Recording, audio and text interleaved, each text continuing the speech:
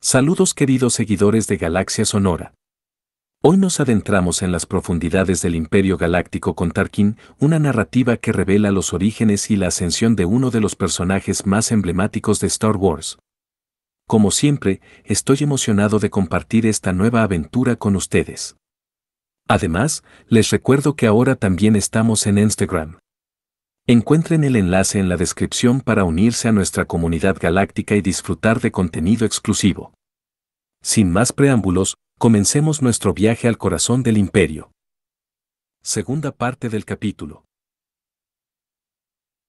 Aún más chocante fue lo que le explicó Jova, que había zonas extensísimas de Eriadu como aquella y que todo lo que podían ver los ojos azules del chico eran tierras familiares, tierras de los Tarkin, conseguidas hacía 20 generaciones y que no habían dejado caer en manos de promotores inmobiliarios, explotadores mineros ni nadie con planes de urbanización para la zona.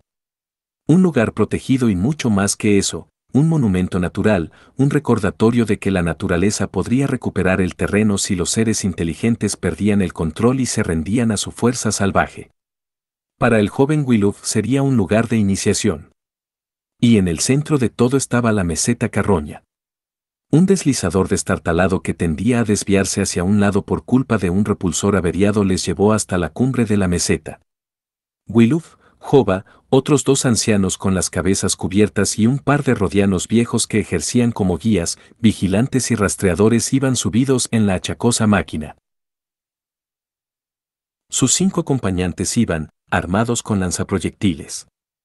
Habiendo saciado parcialmente su hambre con una carne seca casi demasiado dura para poder tragarla, Wiluf empezaba a tener muchas dudas, pero no las mostraba. Aquel era un lugar mucho más oscuro y peligroso de lo que había imaginado. Concentrado en ocultar su inquietud, vio un animal en libertad y se sentó con los macrobinoculares pegados a los ojos mientras el deslizador sobrevolaba inmensas extensiones de praderas y bosques, pasando por encima de voluminosos árboles milenarios de ramas finas casi sin hojas, ruinas monolíticas y petroglifos en acantilados aún más antiguos, y lagos estacionales poco profundos salpicados de aves coloridas. Entonces vio algo, un majestuoso cuadrúpedo de 2 metros de altura a rayas blancas y negras con la cabeza coronada por unos bonitos cuernos curvados. El primer animal en libertad que veo. Los demás también lo observaron, sin la ayuda de las lentes de aumento, y Jova detuvo el deslizador bruscamente. Pero no para contemplar la belleza de la bestia. Al unísono, los viejos rifles se alzaron y dispararon media docena de veces. A través de sus binoculares, Wiluf vio a la majestuosa criatura saltando por los aires y cayendo con fuerza de lado. Al cabo de un instante estaban todos corriendo por la hierba alta, esforzándose por llegar hasta su presa antes que otros depredadores o carroñeros. Y para hacerse con ella cuando aún estaba caliente. Wiluf se preguntó qué había hecho aquella criatura para merecer tal final. Era evidente que si también había ido a Carroña para aprender lo que significaba la supervivencia había fracasado estrepitosamente. Los rodianos giraron el cuerpo para colocarlo boca arriba y Jova sacó un vibrocuchillo de una funda atada a su cintura. «Ábrelo desde las patas hasta el pescuezo», dijo, tendiéndole el cuchillo a Wiluf. «Y ten cuidado de no hacer un destrozo con las tripas». Reuniendo fuerzas, tan preocupado por desmayarse como por decepcionar a sus mayores, Wiluf fundió la punta del arma en el pelaje y la carné de la criatura y empezó a cortarla. Salió un chorro de sangre granate y le dio en plena cara. Los rodianos parecían casi divertidos viendo las gotas que le caían por la punta de la nariz, sobre la barbilla y la parte delantera de su impoluto chaleco, acumulándose en las costuras y bolsillos que había cosido con tanto esmero. «Buen corte», le dijo Jova cuando había abierto el vientre a la bestia, con el hedor de sus tripas a punto de abrumarlo. «Ahora, mete las manos ahí dentro», señaló un punto del torso, y sigue la curva trasera del músculo respirador hasta que encuentres el hígado. Cuando lo encuentres, arráncalo. Vamos, hazlo. Te digo que lo hagas. Sumergió sus dubitativas y temblorosas manos y maniobró entre órganos viscosos y blandos hasta que encontró un bulto ensangrentado. Tuvo que dar varios tirones para que el hígado se soltase de su fibrosa red de vasos sanguíneos y ligamentos y estuvo a punto de caer de espaldas cuando lo hizo. Jova tomó en sus manos aquella cosa resbaladiza y poco cooperativa y empezó a arrancar pedazos. «Este para ti», le dijo, colocando el pedazo más grande en las manos ensangrentadas de Wiluf. Después hizo un gesto señalándose la barbilla. «Vamos, comételo». Wiluf volvió a centrarse en cumplir las expectativas y tras superar su asco y devorar el pedazo, sus tíos y los rodianos lo celebraron con una canción breve en un idioma que no conocía, celebraban su primer paso, la primera etapa de una iniciación que no concluiría hasta años más tarde en Punta Carroña. Aunque en Eriadu no había criaturas autóctonas tan grandes como los rankers ni tan extrañas como los arlax, albergaba felinos feroces, crustáceos carnívoros y especies de behemoths mucho más fieras y astutas que otros miembros de su familia de primates.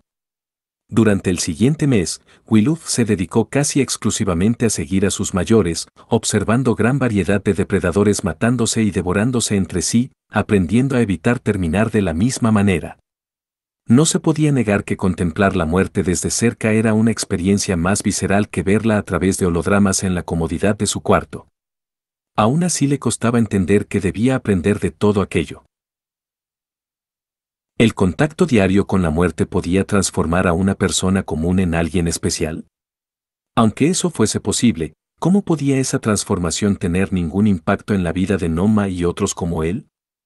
Quizá hubiese podido encontrar las respuestas de no haber estado tan preocupado por evitar que las bestias que acechaban lo vieran y se lo comieran. Gradualmente la rutina fue cambiando de la mera observación al robo de las presas. A menudo los rodianos usaban sus vibrolanzas para apartar a las bestias cazadoras de sorpresas y mantenerlas a raya mientras Wiluf corría a consumar el robo. En otras ocasiones era a él a quien le tocaba blandiría vibrolanza mientras algún otro se ocupaba de recoger la pieza. «Les estamos enseñando a comportarse en presencia de sus superiores», dijo un día Jova. «Los que aprenden, se aprovechan de las leyes que establecemos, los demás mueren», quería asegurarse de que Wiluf lo entendiera. «Nunca intentes vivir honradamente, hijo. A no ser que quieras exponer tu vida a la tragedia y la tristeza. Vive como un animal y ningún suceso, por duro que sea, podrá conmoverte jamás». Cuando su tío decidió que ya había practicado suficiente con los robos, llegó el momento de empezar a cazar. Y así empezaron a enseñarle tácticas para beneficiarse del viento o el ángulo de la luz. Le enseñaron a defenderse de los ataques de grupos de bestias despistándolas con maniobras inesperadas. Le enseñaron a matar concentrando toda su fuerza en un solo punto. Su chaleco se fue manchando de sangre y gastando hasta que terminó convertido en un simple trapo y se quedó sin nada, sin un uniforme tras el que ocultarse. La rutina de rastrear, atrapar, matar y cocinar en hogueras improvisadas proseguía mientras la tierra desprendía la última humedad bajo un cielo implacable. Los pies se le encallecieron y la piel quemada por el sol se le curtió. Seguía concentrado en memorizar los nombres de todos los árboles, animales e insectos de Carroña, todos ellos útiles para una cosa u otra. Una tarde los potentes focos delanteros del deslizador iluminaron un roedor que saltaba entre los matorrales y, tras una colisión cuidadosamente medida, Jova lo lanzó por los aires. Wiluf recibió la orden de usar su vibrocuchillo para extirpar una glándula odorípara situada en el punto en que su cola fina sin pelo se unía a su cuerpo rechoncho. Con aquella glándula los rodianos prepararon un gel almizclado que posteriormente usaron para cazar otros roedores de la misma especie. También prepararon brebajes estimulantes con residuos extraídos del estómago de unos rumiantes de cuello largo o excrementos de felinos que habían ingerido ciertas plantas. Wiluf se fue habituando a comerse todas las partes de un animal y a beber sangre, sola o mezclada con plantas psicotrópicas recogidas en las incursiones en la meseta. Con el tiempo se acostumbró hasta tal punto al aspecto, olor y sabor de la sangre que incluso brotaba en sus sueños. Seguía esperando que aquella aventura terminase en algún refugio de paredes altas provisto de comida preparada y camas mullidas, pero sus condiciones de vida eran cada día más terribles y de noche las aves carroñeras, medio muertas de hambre, volaban en círculos y aullaban sobre su débil hoguera, con unos ojos que brillaban ferozmente en la oscuridad, esperando la oportunidad de lanzarse en picado y robar tanta comida como pudieran. La bien avenida banda de humanos y rodianos no siempre lograba mantenerse en lo más alto de la cadena alimenticia. Seyit, un primo de Jova, murió una noche tras el asalto de un grupo de reptiles con una saliva muy venenosa. Hacia la mitad de su estancia Wiluf conoció el hambre por primera vez y estuvo a punto de morir por culpa de una enfermedad que le hacía temblar con tanta violencia que pensaba que se le iban a romper los huesos. A veces la más pequeña de las criaturas de la meseta les pillaba desprevenidos y los derrotaba. Una noche que estaban demasiado agotados para instalar detectores de movimiento en el perímetro de su campamento, soñó que algo se le estaba comiendo el labio inferior y sus dedos adormecidos encontraron un septoide venenoso, con las pinzas clavadas ya en su blanda carne. Tras despertarse sobresaltado, salió corriendo de la tienda automontable y terminó aterrizando sobre una multitud de criaturas insectoides que le cubrió en un instante, buscando dónde hincarle el diente.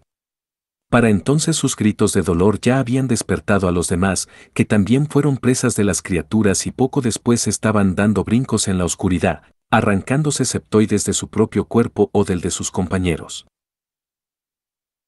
Cuando por fin lograron ponerse a salvo, vieron claramente que los asaltantes solo eran un pequeño afluente de una enorme riada de insectos que había pasado por la tienda en la que los rodianos habían almacenado los pedazos de los animales que habían cazado y cocinado ese día, todos devorados ahora hasta los huesos.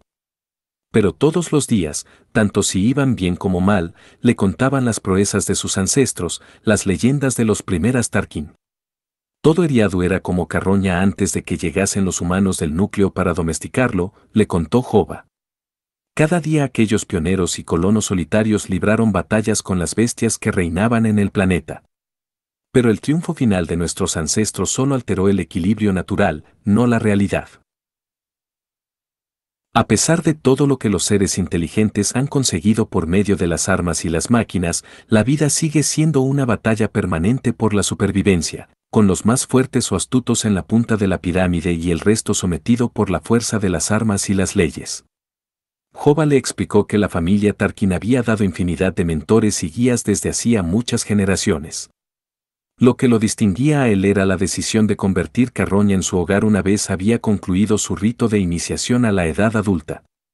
Por eso había entrenado al padre de Wiluf y quizá llegase a entrenar a su hijo, si lo tenía y él vivía lo suficiente. Pasaron el resto de la estación seca en la meseta y no se marcharon hasta que las lluvias llegaron a aquella zona de Eriadu. Wiluf era una persona distinta cuando el deslizador los bajó de la meseta y los devolvió a la civilización. Jova no necesitaba sermonearles sobre lo que sus ancestros habían conseguido gracias a la tecnología en el puñado de ciudades del planeta porque resultaba evidente mirase donde mirase. Pero Jova tenía algo que añadir. Imponerse a la naturaleza es sinónimo de una vida mejor para los seres inteligentes, pero ese dominio solo se mantiene aportando orden al caos e imponiendo leyes allí donde no existía ninguna. En Eriadu, el objetivo fue siempre libramos de cualquier criatura que no hubiese aprendido a tememos, para alcanzar así la supremacía. Fuera de este agujero, del manto contaminado de Eriadu, el objetivo es el mismo pero con depredadores de otro calibre. Cuando seas lo bastante mayor para ir hasta allí, encontrarás enemigos tan ágiles mentalmente, tan bien armados y tan decididos a alcanzar el éxito como tú. Y si no asimilas las lecciones de Carroña, las estrellas serán testigo de tu fría muerte sin que las conmueva ni un ápice. De vuelta en su confortable dormitorio, Wiluf asimilaba todo lo que había vivido y las experiencias de la meseta se colaban en sus noches como sueños vividos y terrores nocturnos. Aunque brevemente. Poco a poco, aquellas experiencias empezaron a forjarlo y se convertirían en la base de su verdadera educación. Pasaría los siguientes 5 veranos en Carroña, ampliando su educación año tras año, hasta que llegó el día de pasar la prueba definitiva en Punta Carroña. Pero esa es otra historia. Y así llegamos al final de este capítulo de Tarkin. Espero que hayan disfrutado de esta inmersiva experiencia tanto como yo disfruté narrándola. Recuerden que la historia continúa en nuestra comunidad de Instagram. Únanse a nosotros para contenido exclusivo y manténganse al tanto de todas nuestras novedades. Si disfrutaron de este viaje, los invito a suscribirse, activar la campana y compartir estos relatos galácticos con otros amantes de Star Wars. Nos vemos en la próxima página de nuestra odisea auditiva en Galaxia Sonora.